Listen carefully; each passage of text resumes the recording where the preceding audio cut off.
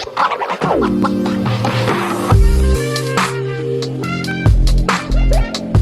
there, welcome back to my channel. My name is Brittany Bundles, and today's video is a 32-week update. In this video, I'm just going to kind of go over like my pregnancy symptoms and pretty much recap how everything went with all my testing this week, and just kind of go over that information. I'm not going to be doing a belly shot in this video simply because I'm driving and I don't want to do the belly shot when I get home and they edit it in. So if you do want to see what my belly looks like, it's pretty similar to what it looked like last week. Be sure to check out my 31-week update video. That is a few videos below this video, so check that out. And I'm going to go ahead and get right into the video. So I am now 33 weeks, but I'm going to do a recap of 32. My 32nd week, if you've been following my pregnancy journey, remember I told you all that I had my 3-hour glucose screening because I did my second glucose screening. First one I passed, no issues. Second one I did when I was visiting my family in another state. And when I did that, and it was up north, and I'm saying up north for a reason, so just stick with me, but I was 1 point over what they would like to see me at. So if you're over the glucose screening, you know, you don't pass. And so they ordered a 3-hour glucose test. Now, I thought that I would be still visiting family, but because, you know, the fact that I was doing the stress test and I just didn't know if my baby was going to come early or not, I wanted to make sure that I was back home down south before I actually gave birth. So I went back down south. We ended up moving, got situated and things like that. Went back to my original doctor, and they had my records transferred. And because down here, their glucose screening is a lot, like the level is a lot lower. So instead of me being a point above or just a point higher than what the doctor wanted my glucose screening to be when I was up north, down here they were more concerned because they're like, well, down here we have a lower screening because we have more, we see higher glucose screenings than up north, whatever. So I ended up having to do the 3-hour glucose. I was hoping that I wouldn't have to do it. I still kind of wanted to do it, but I was hoping that it would be an option based on the fact that it was just 1 point over. But when she explained that it was more than 1 point over down here, because of their, you know, their guidelines are different, then, you know, I had no choice pretty much but to, I mean, you always have a choice, but you know what I mean? I really wanted to go ahead and do the 3-hour glucose. Now, I know that you have to drink the nasty drink for the glucose screening, and that was the part that I was dreading. That's the part that I thought would be the worst part, but it was not. I drank the drink. I got like an orange flavor, and I stopped eating the night prior before midnight. And all I did was like drink water if I was thirsty until I started doing the glucose screening. I went to the lab around 7:38, and they initially pulled my blood before we even got started, like before I even drank anything for the glucose screening. So they pulled my blood. Then somebody hungry? Oh. Then I drank the drink, and then an hour later they pulled my blood again. And then I sat there. I also went to get something to eat. Well, my husband got something to eat. I just rode with them, and kind of just sat there for, like I said, for an hour. And then they drew the third blood pool. Then I did the same thing, waited for an hour. While I was waiting for it, you know, during that hour, I actually went up. I had a doctor's appointment and saw my doctor. Went back down. They pulled my blood again. Waited another hour, and they pulled my blood again. So I had a total of 4. Was it 4 or 5? I would say 4 blood pools. The last blood pool was the longest because they not only needed to do the glucose screening, But because I went to see my doctor in between, she wanted to get more blood for my iron, because my iron was my hemoglobin was so low. I think it was like a 0.8. And they referred me to a hemoglobin specialist. So I will be following up with the specialist in a few days. But that appointment, it was just so much because I didn't expect it. I kind of just thought that I would have 3 blood pools.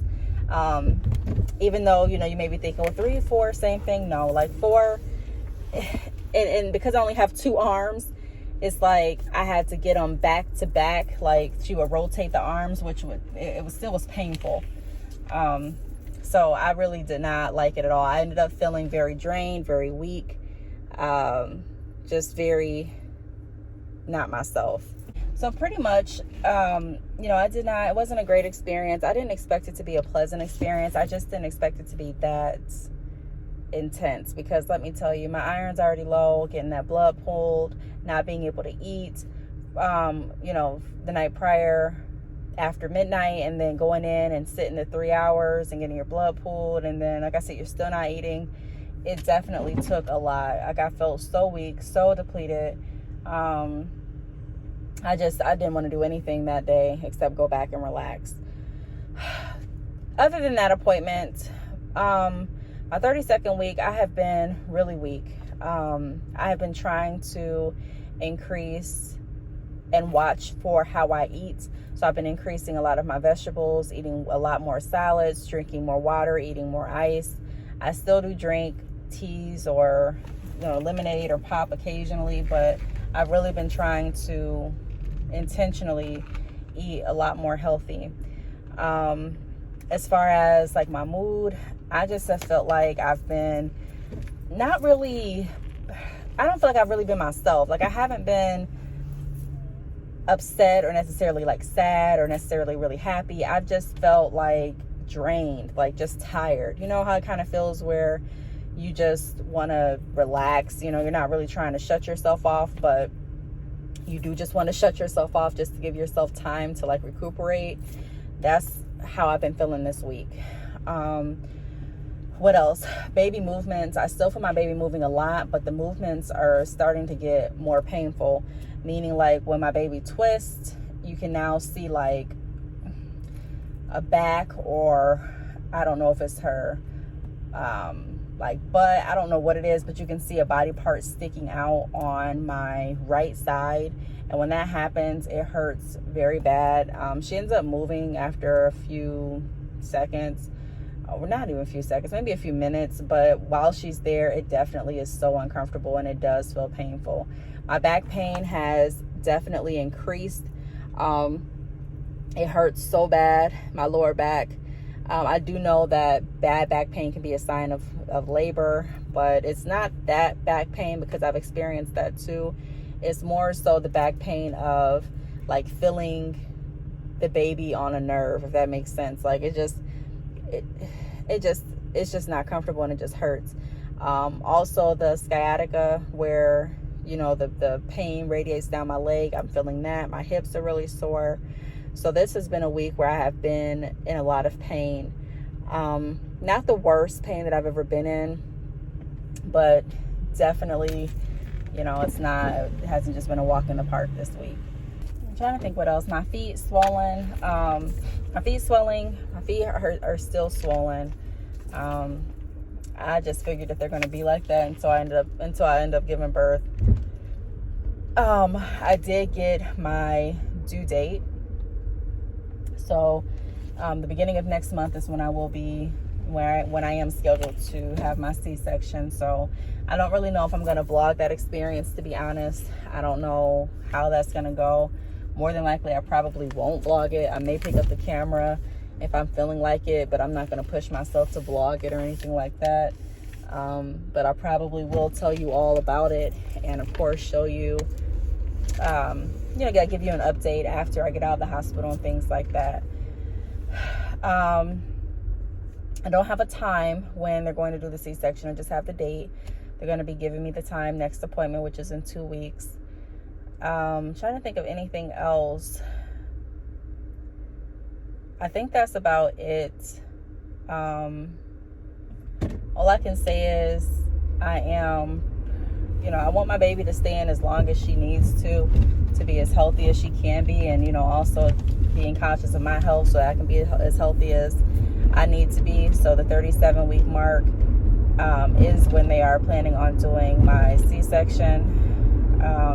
I did do research to see if I wanted my baby to get steroids, or if I wanted to get steroid shots before my baby was born to help her lungs develop. But then I did some research on it, and I really didn't feel comfortable doing that. So I don't think at this point that I'm going to get steroid shots. My doctor did say that typically babies that are born 37 weeks don't have to spend any time in the NICU. So I'm just going to pray that that is my experience and my baby's experience as well, that we don't have to spend time in the NICU. And yeah, I'm just counting down the weeks and trying to make sure everything is getting ready. I still haven't purchased a diaper bag. I thought I had my mind wrapped around one. The one that I was considering getting, it has a lot of gadgets and it's really cool, but it's just, I don't like the way that it looks. So I may do a little bit more shopping tonight online, browsing, and see which one I really realistically would like to carry around with me. My husband ordered the car seat, so that should be here literally any day. I'm excited about that. And yeah, that's pretty much how my week with 32 went. I was going to say recap went, but that's pretty much how it went. That's my recap for you all. Well, I forgot to mention appetite. My appetite has been there. I've been hungry, but I don't eat as much, it seems like, as I did earlier in my pregnancy. It's like if I have a meal, I'm probably not going to be hungry for a few hours. I do snack in between, but I'm not really like starving like I used to be. So that's something too. Cravings, I'm still craving watermelon and ice. I really don't have any major cravings for like real food. So that is about it. I will keep you all updated next week, because next week is when I go and see the hemoglobin specialist, and also the week after that I have my next prenatal appointment. So we'll have probably an update. I do want to let you know the results of my glucose test, the 3-hour test that I was referring to in the beginning of the video. Thank God I passed. So that is good. I don't have to worry about gestational diabetes, which I was a little afraid about, but like I mentioned in another video, I think it was the week prior, I'm not going to claim any disease over my body or over my life. I'm going to trust God that I'm fine, and trusting God and putting it in his hands, I am.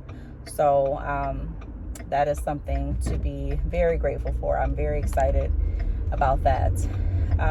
So I do want to thank you all for watching, and I will see you all in the next video. Bye.